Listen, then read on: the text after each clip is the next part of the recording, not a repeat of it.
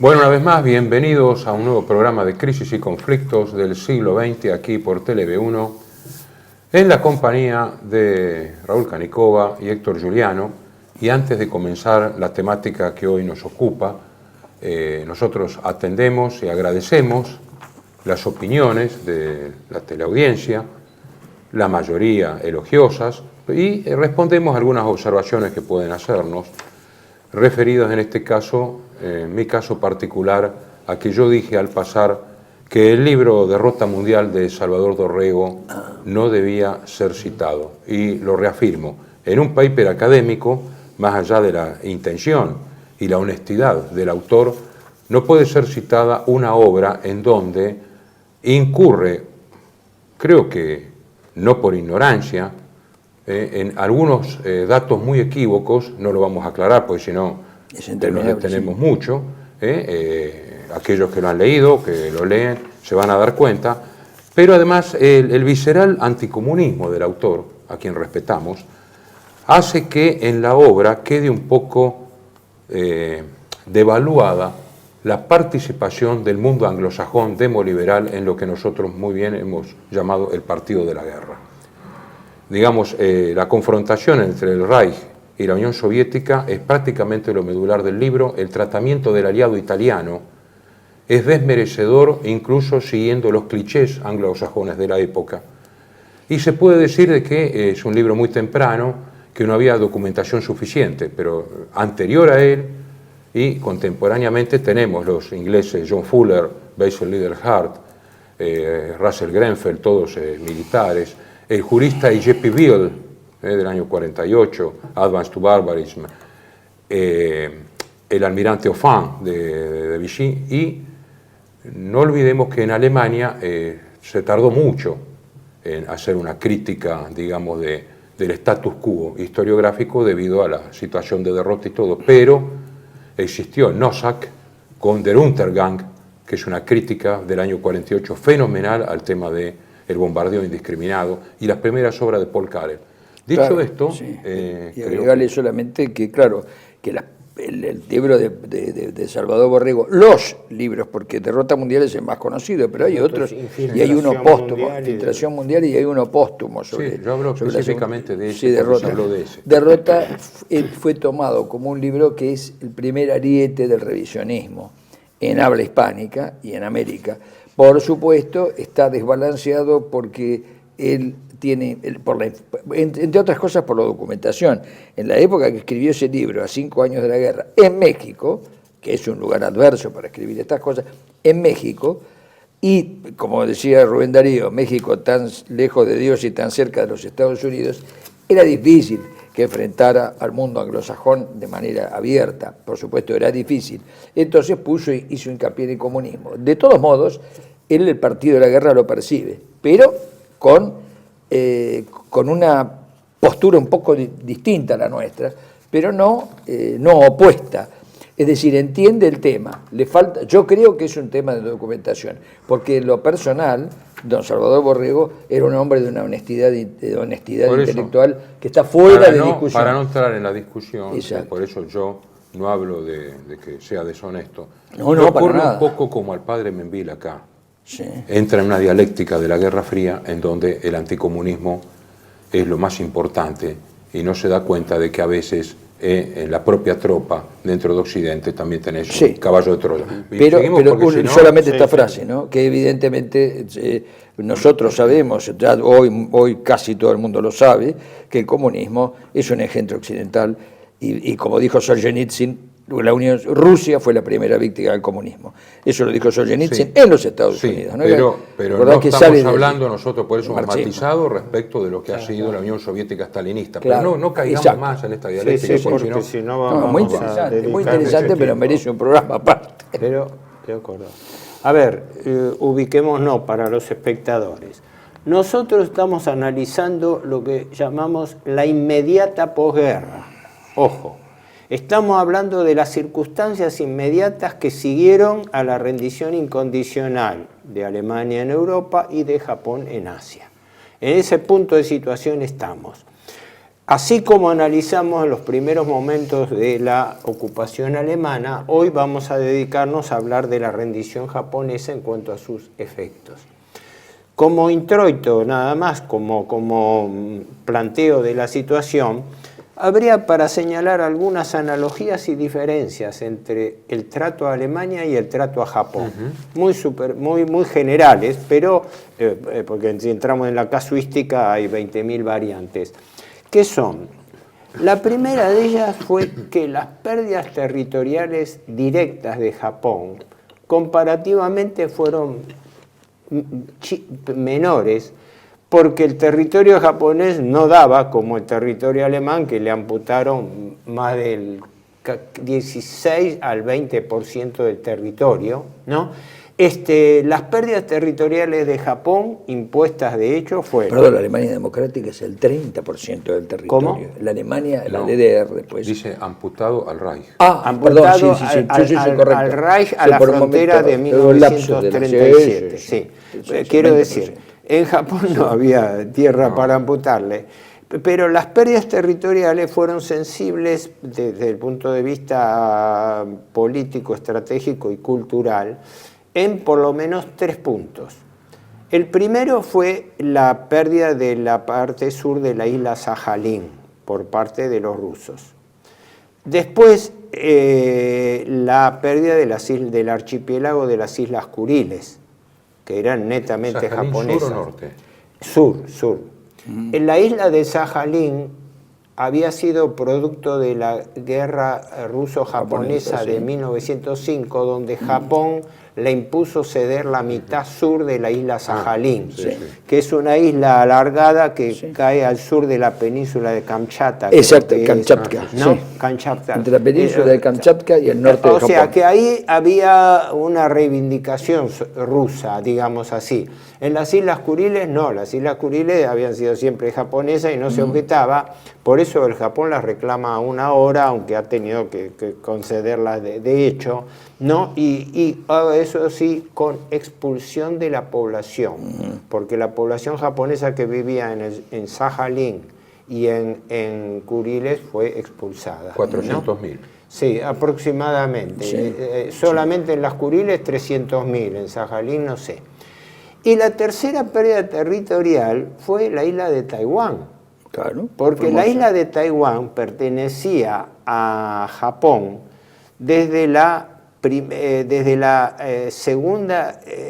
primera guerra sino-japonesa de 1894-95, donde Japón la había ocupado y la había desarrollado, y lo que ahora es Taiwán, que antes se llamaba China nacionalista, ¿no? Fue portuguesa atrás, ¿no? No, el nombre Formosa. Hay que decir que Taiwán se llama Formosa, es el nombre. Sí, y su primitivo nombre era efectivamente Formosa, pero en 1894-95 hubo la llamada Primera Guerra sino-japonesa, ¿no? Porque la expresión no es chino-japonesa, sino sino-japonesa, por la cual China tuvo que, entre otras cosas, aparte de que entregar enclaves territoriales, aceptar la independencia de Corea, etcétera, pero tuvo que entregar la isla. Y así que era territorio japonés en realidad, y fue cedida. Esas fueron lo que yo tengo entendido, las 3 pérdidas territoriales directas. A esas 3 poner una nota a pie de página, que es esta. La ocupación de todo Japón.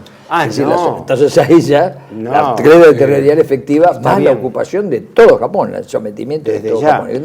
Habría algo que no es importante en territorio, pero sí geopolítica y estratégicamente, es la ocupación de las bases japonesas de la Micronesia y del Pacífico por Estados Unidos. Y eso no lo devolvió. Es claro. Iwo Jima, que fue tomada por razones militares y después creo que bajo un régimen especial, Okinawa, que era territorio japonés y que después Estados Unidos obliga a conceder una base permanente que subsiste aún hoy día, ¿no? Sí, señor, Pero digamos, fuera de algunas...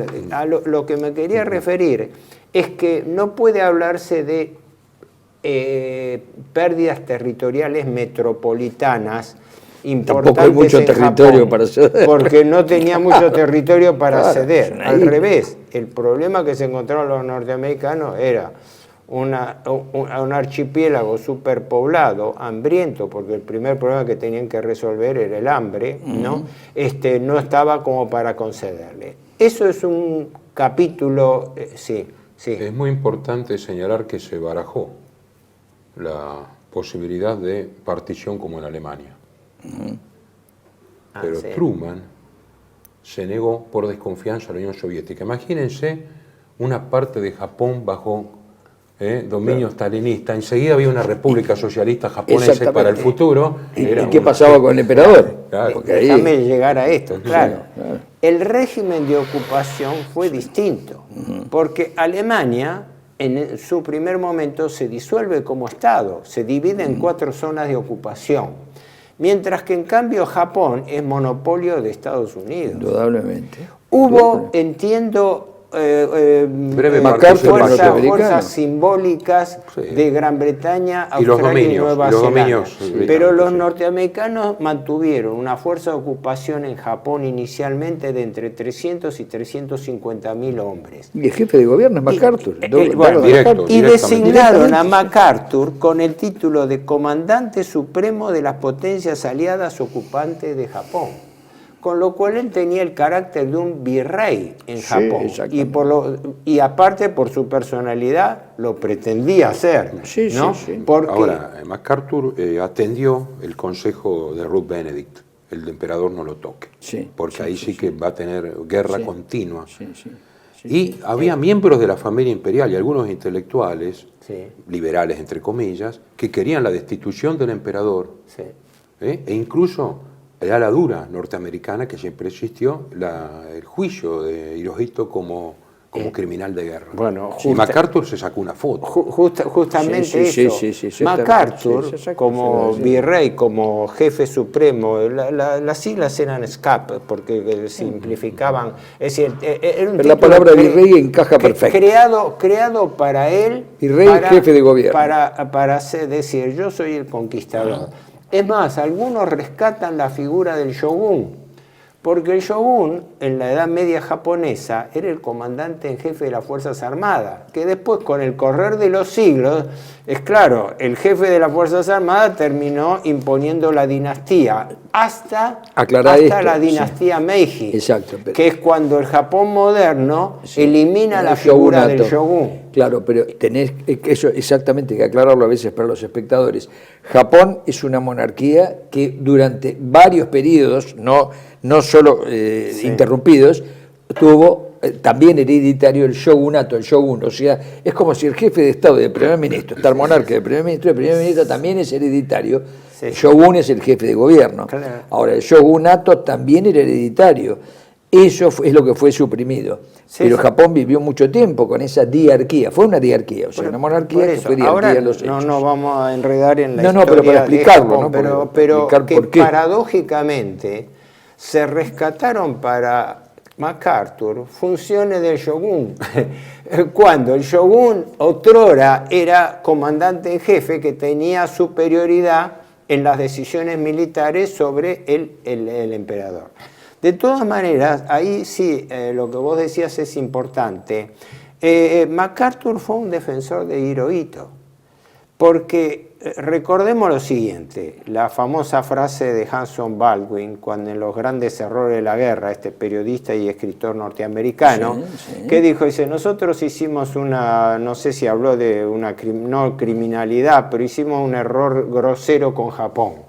Japón nos estaba pidiendo que nos rindiéramos y lo único que nos pedía es que salvaguardáramos la figura del emperador, que no era una salvaguarda simbólica, era fáctica, que no se disolviese el Estado japonés, que no eliminasen el Estado japonés. El Estado japonés en toda su estructura. Por eso. Es un semidios el emperador. Es como un superpapa. Sí, pero lo que quiero decir es que cuando se dice salvaguardar la figura del emperador, no era un personalismo simbólico solamente, era la preservación del Estado japonés, porque estaba en duda, lo mismo que en Alemania, la continuidad o no. No nos olvidemos que Morgenthau y Baruch pedían la división de Alemania. Bernard Baruch tenía una propuesta de dividir Alemania en 5 estados. amén de los territorios que le fueron quitados. Sí, pero lo de Japón, permitidme hacer esta observación. Sí. La preservación del emperador, como muy bien has dicho, es la preservación del tenno. El tenno es la continuidad de Japón. No, el Estado puede cambiar, porque el Estado es el aparato jurídico administrativo. Claro. Es la nación en el sentido más alto, es la patria. Sí, es decir, patria. el emperador es la patria. Y hay una religión paralela al budismo Zen, que es la religión predominante en Japón, ¿no es cierto? Vos podés ser católico en Japón, pero el shintoísmo, el shinto sostiene que el emperador es una deidad encarnada. Eso hay que tenerlo en cuenta. ¿Qué hicieron los Esa es la norteamericanos? continuidad. Mantuvieron al emperador, pero Exacto. abolieron el shintoísmo como religión oficial. Sí, O sea, exactamente. Metieron la pata, metieron el pie allí. No, es atacar la tradición. Es atacar la tradición. Pero Sí, dejaron la lógicamente. figura. Desde ya. Aplicaron lo que hablábamos en el último programa, la directiva 1067 del comando, que era cómo tratar un país ocupado, cómo impedir su desarrollo, cómo desarticular su industria, etcétera, que lo vamos a ver Eso es la en el modificación del próximo Estado. bloque. Pero Estado. a lo que yo me refiero es esto, que la defensa que hacían los japoneses de la figura del emperador no era solamente simbólica, era que estaban hablando de la continuidad de la existencia de la patria japonesa que estaba en peligro. Ahí sí, eso es lo que quería decir. Ahora, ¿qué Eso, ocurre? sí. Paradójicamente, no digo paradójicamente, fácticamente, MacArthur fue un defensor de Hirohito. Incluso la gran polémica que se estableció, porque lo primero que se hablaba era cómo montar el escenario de los crímenes de guerra que después desembocaron posteriormente en los llamados procesos de Tokio, ¿no? Los militares más duros le censuraban a que MacArthur impuso el criterio de que el emperador no iba a ser llevado a juicio, que era una diferencia fundamental. O sea que no se le imputaba al emperador la culpabilidad de la guerra. Es importante esto. Este fue un criterio que también no fue el mismo que en Alemania, donde al revés, en Alemania bajaron el nivel de responsabilidad, de culpabilidad de la guerra a figuras de orden secundario, como ministros del Tercer Reich, por ejemplo. En el caso de Japón fue muy importante la foto con Hirohito, porque MacArthur está sin uniforme de gala, o sea, con uniforme común, como dándole una jerarquía. Sí, todo el tema de la democratización, de que la democracia es la forma áurea de la política, ¿no es cierto? Ya la utopía democrática es la forma áurea de la política, entonces hay que democratizarlo. Eso sí, MacArthur, lo que pasa es que MacArthur va cambiando de opinión, no es que él tiene esa opinión, primero, bueno, el respeto al emperador, porque era mejor que matar, qué sé yo, 100 millones de japoneses, era mejor eso. Esa es la primera reflexión que se hace, pero cuando comienza a gobernar Japón, o sea, tiene contacto con la realidad japonesa, porque la guerra es una cosa de la realidad japonesa, él empieza a cambiar un poco de idea y los hombres que lo rodean, que están en contacto con la aristocracia japonesa, de hecho, porque había que gobernar, y con los técnicos y ministros y demás, que aunque tuvieran que aceptar el modelo que les ponían, los necesitaban los funcionarios. Y ese entorno de funcionarios son los que van modificando la lucha contra la tradición esa que vos señalás, que es contra la patria, porque aquí tradición y patria son lo mismo. Entonces MacArthur va modificando Yo me acuerdo, en un comentario dijo, acá lo que hay que hacer es terminar con todos estos mitos ancestrales e imponer los partidos de béisbol, no dijo de béisbol, no de fútbol. Y después cambió de opinión, porque se dio cuenta que eso... Primero, que no se dio para nada. Y segundo, que iban a tener 100 millones de personas que los iban a obligar intensamente. Cuando veamos las condiciones de ocupación, en el próximo bloque lo vemos, pero quería redondear esta idea que me parece importante. El carácter de la ocupación y del alcance de las pérdidas territoriales, ¿cuál fue? En cambio, lo que sí perdió totalmente Japón es toda influencia en lo que era su esfera de influencia geopolítica. La pérdida de su pie continental. Es decir, fue extraído primero el Estado Manchukuo. asociado de Corea, Y Manchukuo. que había sido una creación japonesa y ligada incluso dinásticamente. Ni hablar el Estado de Manchukuo, la Manchuria ocupada por Japón. Los enclaves costeros. No hablemos las ocupaciones que se dieron durante la guerra, pero sí aquellas áreas donde el Japón había puesto pie en el continente. Desde ese momento desaparece la influencia de Japón política y militar directa en el continente. Japón, como Alemania hoy, son potencias económico-industriales, pero no políticas, es decir, no tienen independencia de decisión política. Entonces, lo de Corea es porque significativo está mediatizado. porque la Corea del Norte, en posesión de control ruso, y la Corea del Sur, control norteamericano hasta avanzado los 50. Claro, porque que fue una de las cosas que Está explica congelado también en los 50. sí, paradójicamente Hasta lo la vamos guerra. a comentar. La línea del paralelo 38 había sido la línea de división de ocupación militar entre fuerzas rusas y fuerzas norteamericanas, sí, sí. que después que se convirtió de vino en dos regiones administrativas y luego políticas diferentes. Sí. Pero a los fines míos, para, digamos, redondear la idea, redondear la idea, a lo que voy es a esto, que todo esto, toda esta política bastante, tan dura como en Alemania, ¿no? Tuvo una mitigación interna porque los norteamericanos no podían entender ni manejar la mentalidad y la psicología japonesa, y el país seguía funcionando bien, correctamente, con descentralización administrativa. Los norteamericanos ocupaban, pero la administración civil seguía siendo básicamente japonesa, ni hablar la municipal. Y la otra es que, vos creo que lo señalabas eso bien también, que la Guerra Fría se preanunció antes en el Extremo Oriente que en Europa, porque ahí se estaba luchando y los norteamericanos empezaron a ver inmediatamente que ellos estaban siendo desplazados por el avance comunista en China, la disolución de Indochina, la pérdida de control de Insulindia, y en consecuencia, por razones prácticas, le convenía tratar de asociarse en términos no muy despóticos en la ocupación japonesa. Claro, bueno, esto lo vamos a continuar. Simplemente hay que decir de que la disposición de MacArthur, una de las primeras, fue que las fuerzas norteamericanas debían respetar y apoyar al pueblo japonés y no comer su comida, ¿verdad? Y no fue respetado este acuerdo, por lo menos la primera parte, porque hubo un maltrato evidente de la población civil. Sí. Y eso va en el próximo bloque. Bienvenidos a CEPA, Centro de Estudios del Pensamiento Americano.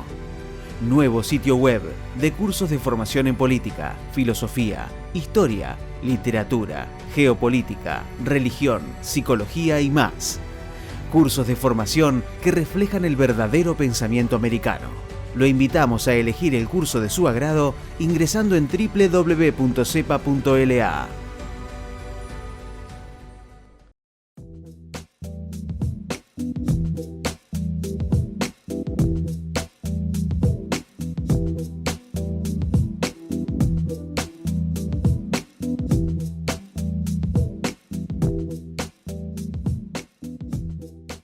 Decir siempre la verdad primero tiene un precio. Dependemos de tu ayuda. TLB1, toda la verdad primero.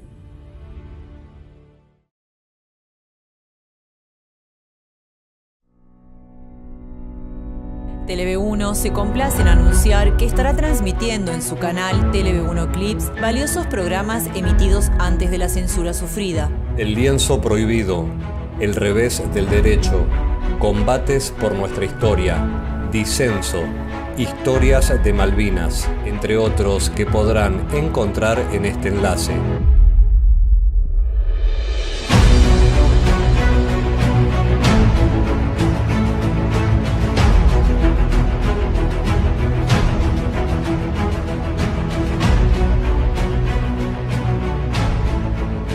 Agradecemos su aprovechamiento y difusión. Bueno, continuamos entonces. No olvidemos que hubo una nueva constitución que reemplaza a la Meiji, de orientación prusiana, entre comillas, por una más norteamericanizada, digamos, ¿no? Con todo lo que vos decías, con toda esta cosa laxa, y la abolición del shintoísmo como religión de Estado, ¿no? En realidad... Y la reforma educativa. Claro, en realidad cuando uno pasa revista a toda la... Es el equivalente de la Directiva 1067 de reeducación de Japón, ¿no? Se da cuenta de que el alcance original norteamericano era mucho mayor porque se pretendía cambiar la mentalidad japonesa. Claro, directamente. La bandera era pasar a un sistema democrático, que terminó siendo una especie de democracia constitucional, ¿no? Sí. Con un emperador que reinaba pero no gobernaba, sí, y una estructura. Pero se terminó, yo diría, respetando en gran medida la estructura de poder tradicional, noble. Lo que sí fue incruento fue el castigo, que era más un castigo de venganza contra los jefes militares que un castigo político, ¿no? Pero el régimen de ocupación de Japón fue sumamente duro y perverso. Ejemplo. El primer año fue terrible. Fue terrible. Las primeras tropas que desembarcaron, habría que decir, a la norteamericana, medio hollywoodense, ¿no? A apropiarse de lo que quisieran. Primero, como había ocurrido en Europa, saqueos, tomaban lo que les venía en gana. Después, violaciones. Sí. Que el tema de las violaciones, en Japón hubo un tema, bueno, está muy estudiado, doblemente complejo. No solamente por la infamia de las violaciones que se producían, sino también porque se llegó a tener que negociar entre comisiones vecinales, municipales, de padres de familia y comandantes locales para constituir las llamadas mujeres de confort, es decir, prostitutas, sí, donde los mismos japoneses buscaban reclutar mujeres para la prostitución, para tener un reducto de burdeles con prostitutas y que no les violasen sus propias hijas, mujeres, etc. Yo cuando leí esa cosa me parecía estar yo las iba a mencionar, retrocediendo. pero ya te me adelantaste, está bien. Está retrocediendo en el tiempo. ¿Por qué? Porque se habían creado agencias de reclutamiento de mujeres para colaborar con la reconstrucción de Japón, donde las mujeres eran prácticamente reducidas a tráfico de esclavos. Dice, las mujeres japonesas le fueron ofrecidas como sacrificio humano a los soldados rasos estadounidenses, porque el objetivo era propiciar a los vencedores con sexo y salvar a las mujeres buenas de ataques a los que no estaban acostumbradas. El gobierno de Japón tuvo que cooperar en forma positiva con la ocupación, porque no contento con las instalaciones oficiales de placer, los soldados estadounidenses molestaban frecuentemente a las mujeres japonesas en las calles o las asaltaban sexualmente. Con la vida arruinada, muchas se suicidaban o se convirtieron en prostitutas callejeras. Kesselring tiene razón cuando dice, en el juicio que le hacen, por la represión por represalias con crimen, Marzaboto, de la Tinito, dice, ningún ejército del mundo está exento de tener en sus filas elementos criminales. No, obviamente. Los elementos criminales, el comportamiento colectivo de la tropa, son dos cosas distintas. Distinto es cuando los jefes militares o los gobiernos lo conceden o lo toleran. El tema, no, digamos, en Alemania, hay 40 violaciones por día hasta 1946. Sí. ¿Pero por qué? Porque MacArthur, no sé con qué intención, por ahí era buena, en principios del 46 va a abolir la prostitución. Entonces, claro, privados de lo que estábamos hablando recién, en abril del 46, por ejemplo, 50 soldados entraron en el hospital de Omori violando a 77 mujeres. 40 soldados cortaron las líneas telefónicas en Nagoya y violaron a mujeres entre 10 y 55 años. El 25% de la tropa de Estados Unidos tenían venerias. Sí. Estos son exacto. datos, Ese fue un dato que surgió de un informe médico que no sé si fue del año controló 48. incluso para el ocupante. Hablaba de un 30% de las tropas con enfermedades de tipo venéreas sexuales. Sí. Bueno, Ahora, merece eso una tuvo reflexión, un ¿no? efecto demoledor inmediatamente, y eso era lo que los japoneses trataron de salvaguardar, porque eso no solamente iba contra la moral lógica de todos los países, como ocurrió en Alemania y en los países ocupados, en Europa, sino también contra la lógica de la mentalidad japonesa, donde la mujer tiene un rol respetado, no digo religioso, sino realmente humano, hogareño. Donde... Por eso aquí hablamos de la doble moral tan común, ¿no? De cierta teología. Porque, por un lado, MacArthur había proclamado el respeto por la población civil, pero existía el código de precensura. No se podía criticar ninguna acción de los Estados Unidos. Exacto. Entonces, ¿qué pasa? Se declaraba ilegal todo informe y estadística contrario a la fuerza de ocupación. Sí. Por lo tanto, La violación caía dentro de eso, caía es dentro evidente. de eso, Es digamos. Por un lado se absolutamente decía evidente. que no había que hacerlo, pero Es por otro lado había una absolutamente censura para la queja. Es absolutamente evidente, ¿no? Porque el problema acá está no en un comportamiento individual aislado de algún exaltado, sino en un comportamiento colectivo, que es muy grave. Igual, Muy grave. si vamos a la cifra de ocupantes, también siempre va a ser chica, digamos, la proporción, salvo el caso de los soviéticos invadiendo Alemania, donde fueron asusados directamente.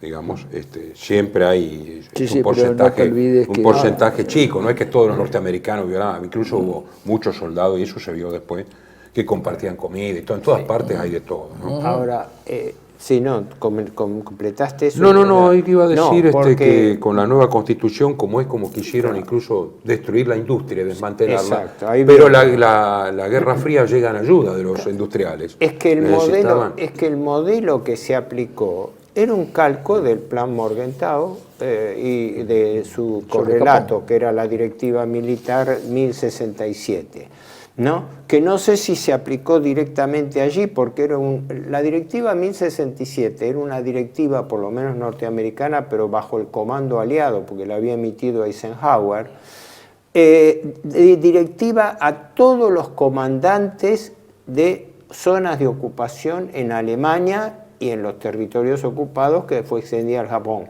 donde se establecía, primero, que la población tenía que ser tratada como población de país enemigo ocupado y que se prohibía la confraternización o toda forma de amistad o colaboración con la población, que se mantenían solamente los servicios públicos básicos, que se prohibía toda actividad con el argumento de que Japón, como Alemania, no estuviesen en condiciones de poder reconstituir una industria militar, ¿no?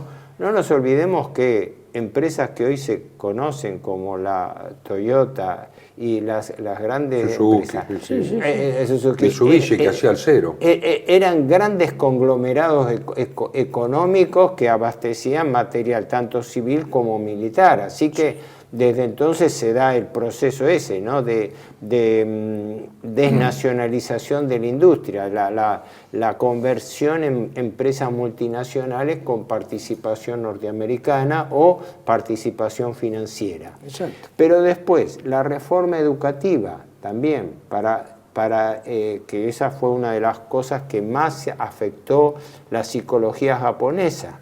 El montaje de un sistema educativo que no iba con la mentalidad de Japón. Añado y la religiosa. La destrucción del cine japonés.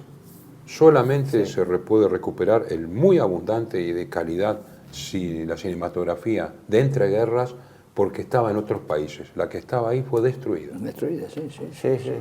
Bueno, esto yo creo que, mira, las pruebas siguen y siguen y siguen. Y ya son pruebas que no solo no lo dicen los japoneses, lo dicen los aliados y lo dicen los historiadores aliados. Vos lees a Toynbee, lo tengo acá a Toynbee, y vos decís, pero ¿cómo Toynbee? Un empleado de lujo, ¿no? De lujo, gran historiador y empleado de lujo del Servicio de Inteligencia Británico, todos sabemos que a partir del 38... Y lo dice en el 60, ¿no? Lo sé, por supuesto, lo dice con toda claridad, que se cometieron cosas que retrotraen, dice así, y no habla solamente de los soviéticos, que retrotraen a a las épocas de los mongoles, de arrasamiento total de la población. El general Fuller también. El general Fuller lo dice también, sí, porque los informes son norteamericanos y son ingleses.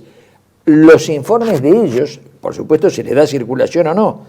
Es decir, son cosas que, cuando vos ves el informe norteamericano, que ahora sí están saliendo a la luz, pero Fuller tiene el mérito, y Little Hart, tanto Basil Little Hart como John Fuller, tienen el mérito enorme de haberlo puesto sobre el tapete a eso en esos momentos. Hoy esa información o esos documentos están más accesibles porque la gente puede ver internet. Hay trabajos específicos. Sí, hay trabajos específicos y demás, pero los trabajos específicos confirman y ahondan más esto, ¿no? Es decir, esta es la realidad. Es una realidad terrible. Es una reflexión personal, ¿no? Creo que en Japón se desnudó más que en Europa, no que no existiera, la doctrina del destino manifiesto de los Estados Unidos, algo de la cual no se habla nada. Sí. La doctrina que se gestó durante el siglo XIX del destino manifiesto de los Estados Unidos para el dominio del mundo. Resulta que paradójicamente todas las campañas de las dos guerras mundiales se hicieron imputando al enemigo alemán o japonés ideas sobre el dominio del mundo, pero los que tenían una doctrina formulada desde mediados del siglo XIX sobre destino manifiesto eran los norteamericanos, desde la época anterior a la guerra civil, con las ideas de John Sullivan y otros más, que establecía. Tengo allí cosas que son realmente para pensar, porque están rigiendo hoy en día, porque hoy en día existe un imperio norteamericano, lo que Ramón Aron llamó la República Imperial. Sí, exacto. Un imperio sigue siempre una lógica. La lógica es que la metrópoli vive, subordina y organiza el sistema de colonias tributarias. Esa es la lógica de todos los imperios. Sí, exacto. En este momento vivimos en la era del imperio norteamericano, en la superpotencia mundial confrontada. No todo el mundo, claro. Pero cortaba Eurasia. Otra vez de nuevo el mar y la tierra que dice Smith. Por eso, como estamos hablando de Asia, eso conviene decirlo, y conviene decir también que gracias a ese imperio creció el último imperio, el último que está creciendo, que es China. Se lo debe a eso, sin ninguna duda, porque no hay que olvidarse un detalle, esto vos lo sabés muy bien. Sí. El Partido Comunista Chino y las fuerzas de Mao crecieron exponencialmente gracias a la guerra con Japón y al apoyo de los Estados Unidos y de la Unión Soviética, obvio, ni lo descuento eso. Pero no te olvides, eso lo dije varias veces acá, no te olvides que el formador de la escuela militar de Whampoa, que es la escuela de cadetes de Japón, de China, de China, fue un comisario político soviético que se llamaba Borodin, igual que el compositor ruso del siglo XIX, el autor de Príncipe Igor, Borodin, el comisario Borodin, comisario político con Chiang Kai-shek, porque uno dice con Mao, no, ya con Chiang Kai-shek, es decir, Chiang Kai-shek después se cambió, es decir, pero el crecimiento se debió a eso. Hay actitudes, ¿por qué? Porque el imperio, vos lo dijiste recién, que el imperio tiene un destino manifiesto. ¿Cuál es el destino manifiesto? La democracia como principio utópico. Molnar lo ha estudiado muy bien, como principio utópico. Entonces, el destino manifiesto es que todo el mundo tiene que ser democrático en la idea que yo tengo de la democracia. ¿Me explico? Y en este caso de Japón con connotaciones racistas evidentes. Era mucho la cosa. Ahí sí también eso, perdona, pero yo quiero ver que la utopía es el destino ocupación con desprecio incluso. Sí. Lo que quiero decir, no sé si me expresé bien, es lo siguiente, que en la ocupación japonesa por Estados Unidos se desnuda claramente el destino manifiesto, más que en Europa, porque allí el predominio, es decir, la idea de que los Estados Unidos son la nación, el texto, la expresión textual es la nación elegida No, la nación elegida para regir al mundo con sus valores, con sus valores. La bandera de esa doctrina imperial es la democracia. Sí, una democracia a imagen y semejanza de la norteamericana. Por eso hablaban de que la idea tenía 3 ideas eje. El modelo de las instituciones norteamericanas proyectada al mundo. Sí. La visión del mundo a imagen y semejanza de los Estados Unidos. Sí. Se les reprocha continuamente a los norteamericanos que no tienen una percepción, una comprensión del mundo distinta de la que tienen a nivel local, doméstico. ¿Te acordás? Y la decisión... esto es de otra categoría, la decisión inspirada en la Biblia hebrea de que los veterotestamentaristas. Veterotestamentistas, bueno, sí, el Antiguo Testamento, sí, la idea de la decisión de Dios de dar a Estados Unidos la misión de regir los destinos del mundo. Sí. Acordate, por eso te iba a decir, glosando esto. Ojo, esto no lo escribió Adolfo Hitler, esto lo escribieron los intelectuales norteamericanos. Pero los padres fundadores estaban en vienen de los padres fundadores, pero ten en cuenta esto, cuando se sanciona, para este ejemplo estamos en Asia, cuando se sanciona la Constitución de Filipinas, se dice en el preámbulo de la Constitución, Estados Unidos es el faro de la historia que guía a la humanidad. Cuando vos asumís esos términos, es como los términos en que alguna vez, hablando de las invasiones inglesas, yo dije que Inglaterra, en los años 1791-92, el Lord Fansittart de esa época había dicho que Inglaterra era la corona del imperio, del comercio mundial. Si yo digo que soy la corona del comercio mundial, estoy diciendo, señores, ustedes que viven en el resto del mundo, me deben tributo a mí porque yo soy el rey. Cada transacción comercial que hagan entre ustedes tiene que pagar tributo acá. Es esto. Y esto es un desafío a todas las soberanías, sea de imperios o sea de pequeños países, porque no tiene límites. El tema de este tipo que yo llamo utopía democrática, claro, hay que explicarlo mejor, que yo tengo mis limitaciones, pero esto que yo llamo utopía democrática es algo que no tiene límites. Primero es deleterio, porque puede ser cualquier cosa, es lo que me conviene al que maneja la cosa. Y eso no tiene razonabilidad, porque los imperios tradicionales tenían una razonabilidad. El imperio austrohúngaro me puede gustar o no, a mí me gusta mucho, pero aunque no me gustara, tiene una racionalidad, hay una racionalidad, hay una armonía entre las partes. Acá no, es un principio, ese principio rige todo. Este es el problema, después lo vamos a ver con Nuremberg. Es un principio, ese principio es sagrado, pero no es sagrado, porque es una convención, vos lo has dicho, es moral, es el cambio de la educación. Cuando vos querés cambiar la educación en un lugar, es porque querés que la gente cambie.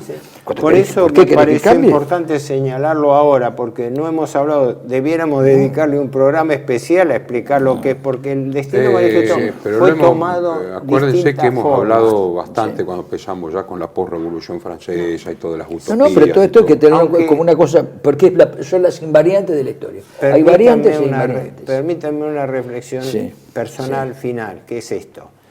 Cada vez que el imperio norteamericano fue amenazado en su objetivo del destino manifiesto, hubo una guerra mundial. Y por eso el multipolarismo de hoy es el enemigo visceral que reconoce Estados Unidos. Es decir, frente a la hegemonía norteamericana, eso fue el think tank de Inquirer en la Primera Guerra Mundial con Wilson. Fue el mismo que llevó a la guerra europea primera. Fue el del Brand de Roosevelt que llevó a la Segunda Guerra Mundial.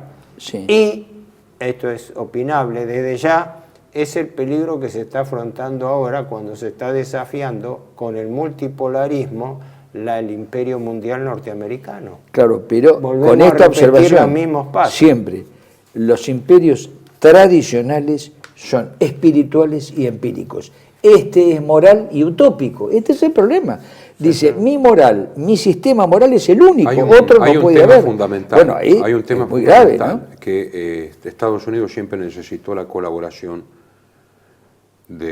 para triunfar frente a los díscolos o los perturbadores, a su modelo, de un enemigo que cosmovisionalmente era contrario, claro, pero lógico, también era contrario del enemigo que él tenía. Lógico. Ahora, y yo creo que se debe mucho esto a la gran difusión de información, Estados Unidos tiene menos amistades que en toda su historia. Bueno, perdón, lo dijo Rockefeller Jr., le llamó al sucesor, cuando murió David Rockefeller, su sobrino, que quedó al frente del clan, pero no políticamente, porque lo pusieron a sobra. Bueno, eso es un problema de ellos, pero dijo concretamente que las redes sociales, que en Internet, dijo de Internet, que servía para el desarrollo y crecimiento de las naciones, también servía para sublevar a la gente. Y que eso se había convertido en una cosa peligrosa. Resulta es evidente que cada vez tienen menos aliados. Tiene esos juzgados, porque lamentablemente hay que decirlo, la Europa occidental... No, sí, indudablemente. Pero perdón, porque yo introduje este tema del destino manifiesto que nos apartaba del hilo de la ocupación de Japón, pero lo puse como ejemplo que me pareció oportuno, de donde se vio en forma desnuda, digo desnuda sin ambajes, porque en Europa se camufló más con valores mixtos, pero en Japón se vio claramente el choque de cultura, de civilización, que provenía de este destino imperial, del destino manifiesto de los Estados Unidos, claro, y de allí las inferencias que podemos sacar hoy en día. Claro, porque agregaste último detalle, es decir, este último detalle no es un destino manifiesto moral que no es complementario. No es que llega a un lugar y dice, a ver, ¿cuáles son tus virtudes? Bueno, estas son las mías, yo voy a dominar, pero voy a desarrollar tus virtudes. No, vos tenés que aceptar este código. Solo este código rige. Tu pasado tenés que sepultarlo y para eso vamos a modificar la educación.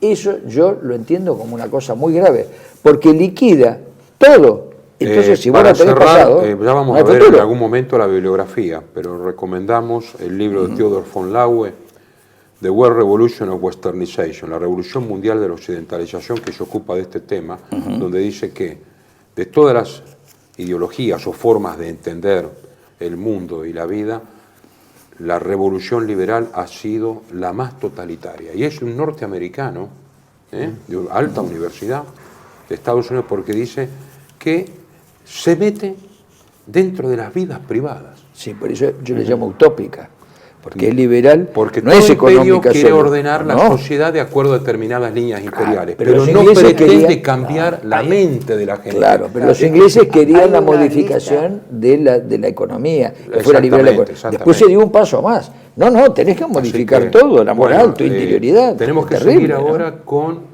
qué ocurrió con el resto de Asia. Claro, es decir, hasta acá llegamos, perdón esta digresión, pero creo que era oportuno citarlo, al menos como referencia breve. Pero nos falta ver, que lo vamos a ver en el bloque siguiente, qué pasó en el resto, qué pasó en el Extremo Oriente en general, porque acá hemos visto Japón acotado, pero ahora vamos a ver qué pasaba en todo el teatro del Extremo Oriente. Muy bien, ahora dentro de un minuto. TLV1 se complace en anunciar que estará transmitiendo en su canal TLV1 Clips valiosos programas emitidos antes de la censura sufrida. El lienzo prohibido, el revés del derecho, combates por nuestra historia, disenso, historias de Malvinas, entre otros que podrán encontrar en este enlace.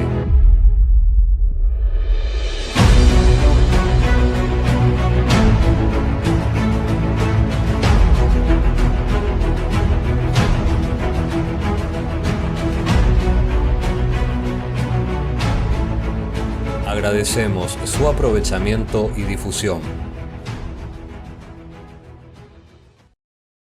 Bienvenidos a CEPA, Centro de Estudios del Pensamiento Americano. Nuevo sitio web de cursos de formación en política, filosofía, historia, literatura, geopolítica, religión, psicología y más. Cursos de formación que reflejan el verdadero pensamiento americano. Lo invitamos a elegir el curso de su agrado ingresando en www.cepa.la.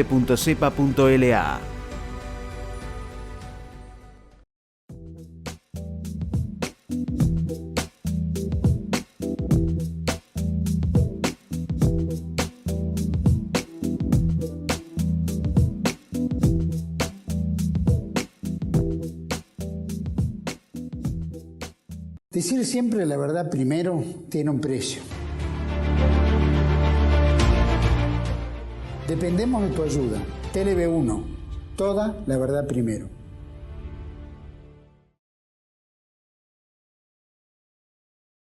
Bueno, continuamos ahora con el Extremo Oriente en agosto del 45. Es claro, este tema obviamente nos excede. Lo que vamos a hacer nosotros es una hipersíntesis de cuál era el panorama de la inmediata posguerra, no ya en el Japón. Perdón, aclará que nos excede por el tiempo. Nos excede por el tiempo. No, sí, podríamos más sí, adelante llegaremos, si tenemos oportunidad, a desagregar el tema. Pero me refiero a lo siguiente, lo que está en juego acá era no solamente Japón, sino la nueva conformación del mapa geopolítico de todo el Extremo Oriente.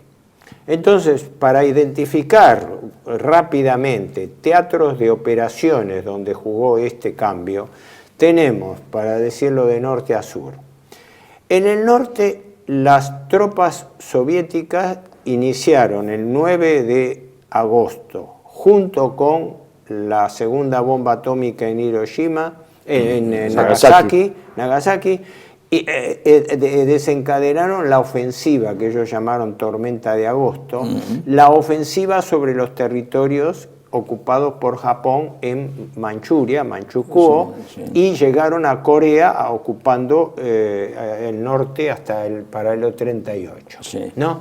Ahí ya se produjo un cambio del escenario geopolítico, es decir, la Unión Soviética vuelve con toda su presión sobre el Extremo Oriente, que había sido un área vulnerable, ya como superpotencia vencedora de la guerra. Luego, en China se desata ya formalmente la guerra civil que ya existía desde la preguerra, con el avance y el apoyo de la guerrilla de Mao Zedong en el norte-centro de China, con el apoyo del comunismo soviético, ¿no? Sí, conviene que señalar que la guerrilla de Mao Zedong ya constituye un ejército. Un ejército rojo. Había dos guerras, Japón tenía dos guerras separadas, en el norte y menor era la lucha en el norte contra las guerrillas de Mao Zedong que en el sur con el gobierno del Kuomintang. Por eso había dos ejércitos, el rojo y el de Kuomintang. Claro. Por ahora el de Kuomintang era más importante, pero el rojo lo fue superando. Termina la guerra y se desencadena abiertamente la guerra civil, que como sabemos va a terminar con el desplazamiento del gobierno de Chiang Kai-shek, que justamente emigra a la isla de Taiwán, a Formosa, de donde es actualmente. Justamente por eso decimos que la Guerra Fría se anticipa y se hace cálida, digamos, inmediatamente después de la rendición de Japón, ahí en Asia. Sí, ahí las papas le quemaban. Chiang Kai-shek tenía 2,5 millones de hombres de combate con equipo americano. En 39 divisiones, ¿no? Un crucero ex inglés, el ejército del Kuomintang, hay que señalar que Chiang Kai-shek es el Kuomintang, exacto. 5 grupos de caza, incluyendo Mustang, o sea, tenía un montón. Pero ¿qué tenía? Bueno, tenía 300.000 hombres organizados y tenía 700.000 guerrilleros, milicias populares, que se infiltraban en todas partes. Eran dos técnicas distintas de combate, con armamento japonés y norteamericanos, que habían tomado los japoneses y norteamericanos. Y ahí empieza... A fines del 45 ya la guerra civil directamente estalla. Sí, exactamente. Ahora, firma China un pacto con la Unión Soviética Stalinista. Interesante, en agosto del 45. Fíjense, ¿no? Se reconoce por parte de la Unión Soviética la independencia y autonomía de Mongolia Exterior. Gestión conjunta del ferrocarril de Chantu. Dairén, Puerto Franco. Uso conjunto de Port Arthur. Perdona, es claro, todos conocemos el ferrocarril transiberiano, que va hasta Vladivostok.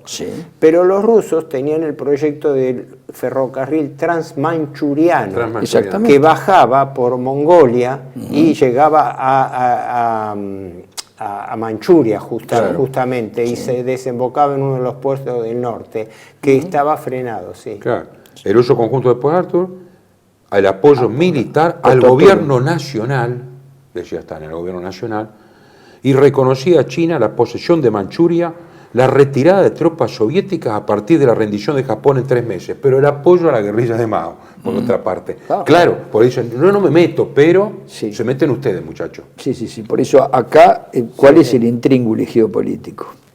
Acá está el tema. Acá está el tema. ¿Cuál es el intríngulis? Hay 2 países directamente interesados. Japón ya no existe más. Japón ha sido derrotado, está ocupado, ya no cuenta Japón. Pero cuentan 2 colosos. Uno es la Unión Soviética, sin ninguna duda. Sí, pero el otro es China, que de hecho por territorio es un coloso, y además tiene una posición geográfica absolutamente insoslayable para pensar en el Extremo Oriente. Esto sin ninguna duda, tiene fronteras con Mongolia Exterior, por eso la Mongolia Exterior es tema de disputa, y los rusos prefieren tener la seguridad de la Mongolia Exterior y sacrificar Manchukuo, a pesar de que lo han tomado. Bueno, porque los rusos apoyaron siempre a Mongolia, justamente. Es lo que se llama Mongolia Exterior, que es una provincia que era... Claro, y Mongolia Interior es la parte china. En algún momento durante la Primera Guerra hemos comentado los episodios con ese personaje famoso, el general Barón von Ungern-Sternberg, que le declaró la guerra a los comunistas tanto en Rusia como en Mongolia, ¿no es cierto?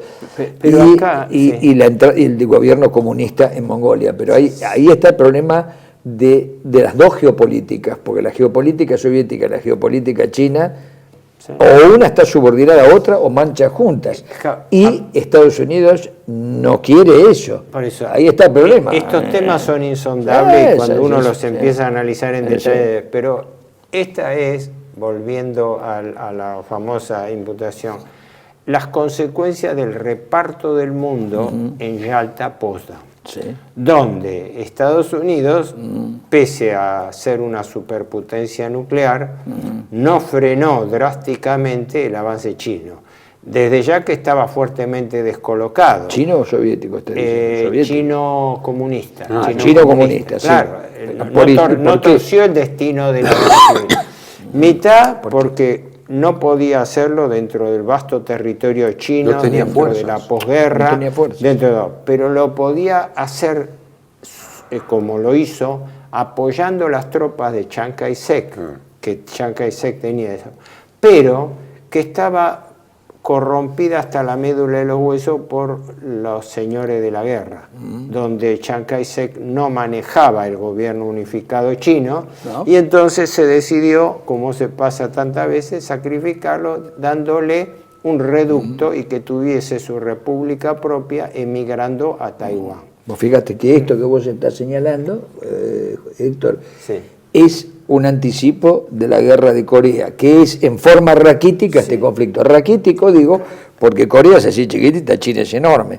Y porque allí la disputa, ¿por qué iba a ganar el Ejército Rojo? Indudablemente, a menos que Estados Unidos tuviera, junto con Inglaterra, una intervención directa armada, iba a ganar el Ejército Rojo, porque el Ejército Rojo, por un lado, le convenía, aún con desconfianza, a la Unión Soviética, pero por el otro lado, también le convenía, aún con desconfianza, a Estados Unidos, ya que el Kuomintang no lo podía, solo lo podía tener. Entonces le convenía también para por lo menos hacer una alianza por este lado y tratar de... Ahí hay 2 geopolíticas. El tema es complejísimo porque tendríamos que dar cosas que después pasaron, que lo vamos a ver durante la Guerra Fría, donde el gobierno comunista chino, con Mao Zedong, llega, ¿se acuerdan ustedes? En el año 1954 que hay un cortocircuito en el Congreso Comunista Mundial, 1954, que se dijo que era el conflicto ideológico interno del comunismo.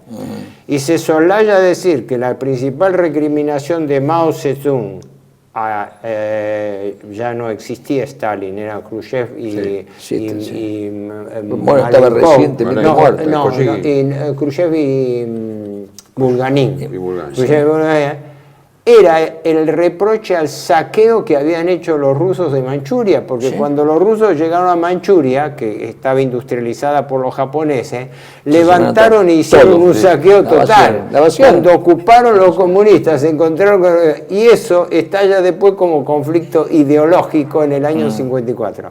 Pero no nos va a dar el tiempo. El tercer teatro de operaciones que yo identifico es el de Indochina. Insulindia e Indochina. Por eso, después de Insulindia. El de Indochina es harto complejo, pero tiene una particularidad. El imperio colonial francés, que se da a través de los protectorados sobre Indochina, abarca países diferentes, ¿verdad? Eran 5 países, 5 reinos distintos. Exacto. Tonkin, Sí. el reino de Tonkin, que era el más fuerte, en Hanoi, la Cochinchina en el sur, exacto. Laos y Camboya. Y Camboya, ¿no? sí, exactamente. Y estaba el gobierno independiente de Tailandia, ex Siam, que durante la guerra había sido formalmente aliado de Japón. Pero que, como había sido una especie de aliado forzoso, después fue considerado y después fue cooptado por los norteamericanos, siendo un apéndice de eso. ¿Qué ocurre? En Indochina sería larguísimo hablarlo, pero convergían, yo digo, por lo menos 2 tipos de tensiones internas. Los japoneses, hablamos de este tema hace años con Pablo Bollo, nuestro común amigo que falleció, ¿no? Donde él señalaba la astucia japonesa de que los japoneses fueron adelantando independencias y autonomías a los países ocupados cuando vieron que estaba perdiendo la guerra. Y entonces generaron... Y tuvieron éxito a largo plazo, aunque no lo cosecharon ellos. No lo cosecharon ellos, pero dejaron la semilla de la independencia y la guerrilla en los gobiernos que hicieron en cada uno de los países. Desde Filipinas hasta Birmania, desde Indochina en Tonkin hasta Insulindia. Y con otra bifurcación, porque lo de Indochina e Insulindia, en Insulindia, vos sabés que, bueno, es Indonesia, ¿no es cierto? Hoy es Indonesia, y fueron las Indias Orientales holandesas, Holanda. Holanda perdió ese territorio e intentó tenerlo, Inglaterra indirectamente a través de la finanza, como mantuvo Singapur. Claro. Entonces, ese juego en Indochina era menos complejo por un lado y más complejo por el otro, porque el imperio colonial francés, como vos llamaste muy bien, que incluía, ¿no es cierto?, la Cochinchina. Lo que quise resaltar es que Indochina no era una región homogénea. No, pero además no era expansivo. Este es el problema. El imperio colonial francés, Francia se conforma con estar presente y pone límite, no expande, no es expansivo. Pero, mientras que Inglaterra o Estados Unidos son expansivos. Yo señalo esto, lo dejo planteado ahí porque por tiempo no nos va a dar para poder completar los 3 teatros de operaciones restantes. Pero ahí había un problema subyacente. La ambición norteamericana de tomar el control de Indochina reemplazando a Francia. Exacto. Que después, cuando estalla la guerra de Indochina, se manifiesta cuando en el año 54 los norteamericanos le niegan el apoyo a Francia para salvar a Dien Bien Phu. ¿Para qué? Para ellos entrar a controlar la Indochina. Y ahí está porque son expansivos, la enorme capacidad de maniobra de Ho Chi Minh con el Viet Minh. Claro, que aplica muy bien lo de contradicción principal secundaria, enemigo principal secundario. ¿Y Él se presenta sería? como liberador de los franceses y de los japoneses. Los norteamericanos lo apoyan a Ho Chi Minh. Sí, pero Ho Chi Minh, exactamente. Y después se vuelve contra los franceses y después contra los norteamericanos. Claro, no nos olvidemos. ¿Cuál es el último apoyo de Ho Chi Minh? China.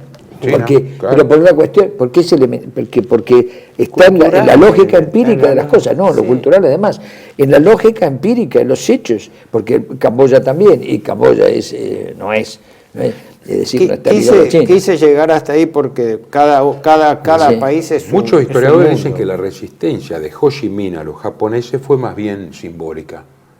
Es más, coincidían en algunos aspectos. Tan es así que cuando está la desmovilización de los japoneses, muchos, no se sabe cuánto, cuando el emperador Bao Dai se las toma, están los japoneses. La idea de Bao Dai es japonesa. Integran el Viet Minh muchos japoneses.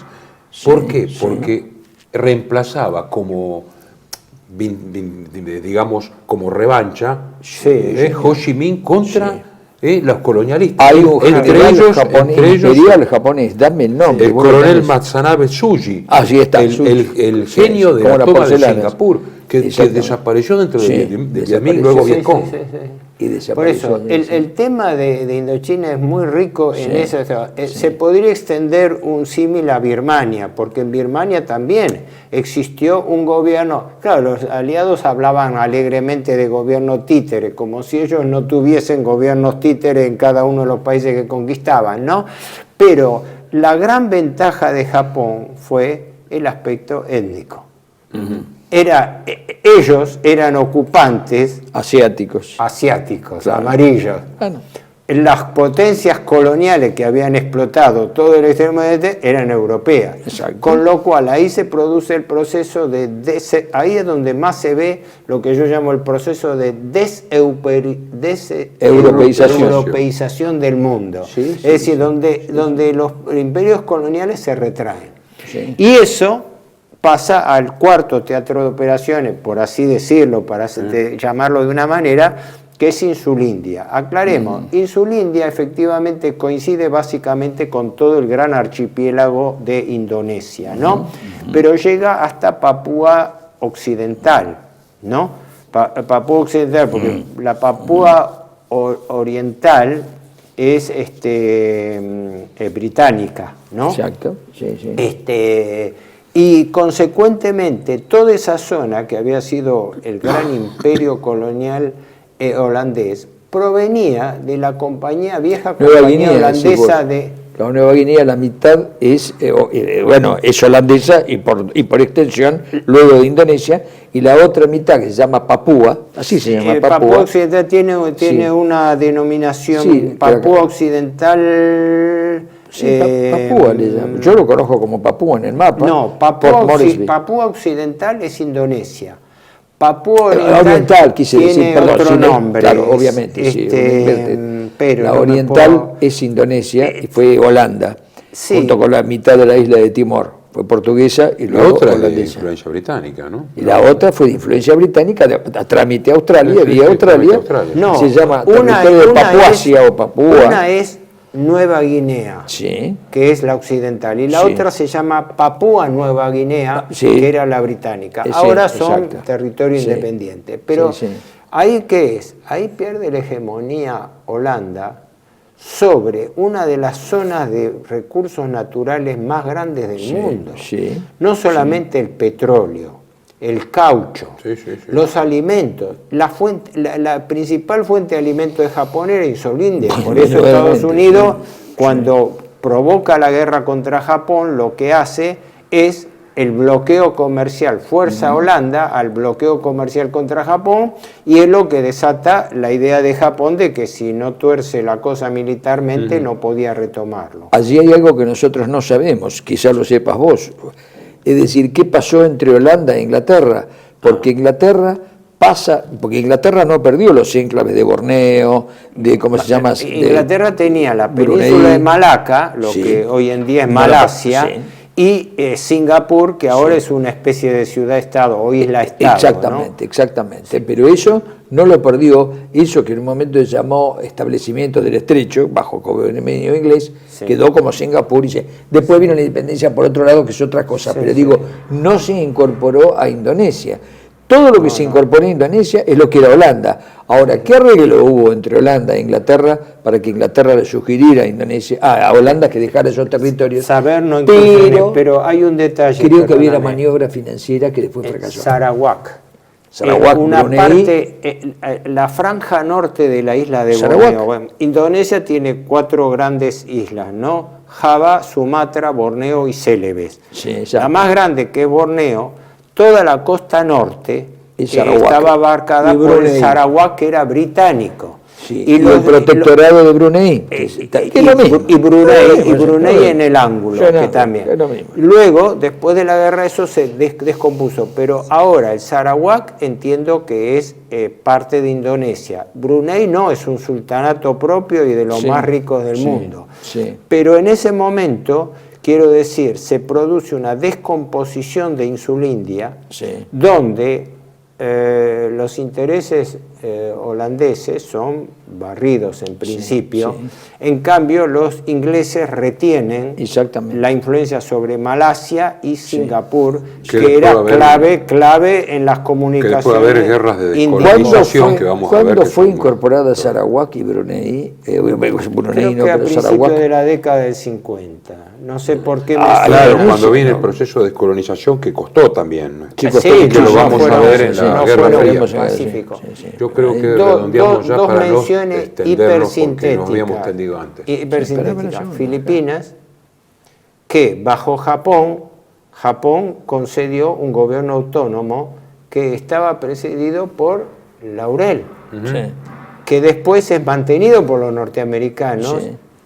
porque había sido colonia norteamericana, un Sí. proceso muy complejo, Protectorado ¿no? directamente, sí. Que se da. Y después el gran tema del Indostán, la India, Pakistán y lo que después iba a ser la subdivisión de Pakistán Oriental. Pero eso va Bangladesh. en la Guerra Fría, lo vamos a Es tratar claro, más en detalle. eso es lo único que se puede decir de ahí, es que la habilidad, por así decirlo, de Gandhi fue que él negoció dar un apoyo al Imperio Británico en la guerra a cambio de la independencia de la posguerra. Mientras que su rival político, Chandra Bose, en cambio, era partidario de una independencia no negociada, Exacto. pero que con menos fuerza terminó aliado de Japón y subordinado al Japón. Sí. Después muere Sí. sospechosamente Pero es curioso, a los... Claro, pero acá es curioso una cosa, que Gran Bretaña retrocede. Es increíble porque como consecuencia de esto, aunque vino después, vino la independencia de la India. Y haber perdido el virreinato de la India, no te olvides que la India era un virreinato. Era la Lord Mountbatten corona era el era- virrey de la India. Sí, sí. Y la emperatriz de la India, la reina Victoria, fue coronada emperatriz de la India. Haber perdido eso significa que, yo no sé si por el lado de la alta finanza, por el lado de la política oculta y demás, ahí pasó algo muy grave. No, Sí, pero la además, política- es Raúl, no, algo muy no. grave. Perdona, no es un perdona. territorio Gran Bretaña chiquito. sale vencida también de No, la guerra y es no lo puede que- sostener, sí, no puede sí, sostener, no perdona. puede sostener las No. colonias. No, Excedería mucho el alcance de esta charla, pero sí. hay que volver a lo principal. En Yalta, Potsdam, las dos grandes superpotencias se dividieron claro, el dominio sí, del mundo. exactamente, sí. Y las antiguas potencias coloniales, desde la Jugaron Carta a del placer. Atlántico, tenían que resignarse a un papel secundario. Por eso mencioné cómo Estados Unidos saboteó la Indochina francesa Sí. para ser ellos quienes Se ampliasen quedaran con- su- Bueno, Sí, y eso bueno. es después Claro. se va a ver muy Pero bien en la Guerra además, Fría. Claro, Así que- pero Está. Gran Bretaña logró de alguna manera mantener, no todo, Sí, pero, pero perder la India es Inglaterra una fue pérdida mucho muy más grande. hábil en mantener sus Pero vos espacios. pensás que perder la India para Gran Bretaña es tan importante como si mañana perdiera Australia y Nueva Zelanda. Es grave. Si no digo Canadá, pero digo, es un territorio muy, muy grande Bueno, y lo vamos a ver. geopolíticamente Cerramos. decisivo. Lo único para explicarle a los espectadores, en este quizás medio desordenado intento de dar un pantallazo, el objetivo era cuál fue el cuadro de la inmediata posguerra en el Extremo Oriente, porque si no, no habíamos cubierto este tema. Y es un tema muy rico que después probablemente en el futuro vayamos a ver desagregadamente cuando veamos las etapas de la Guerra Fría. Pero ese fue el... Perfecto, bueno, será hasta la próxima.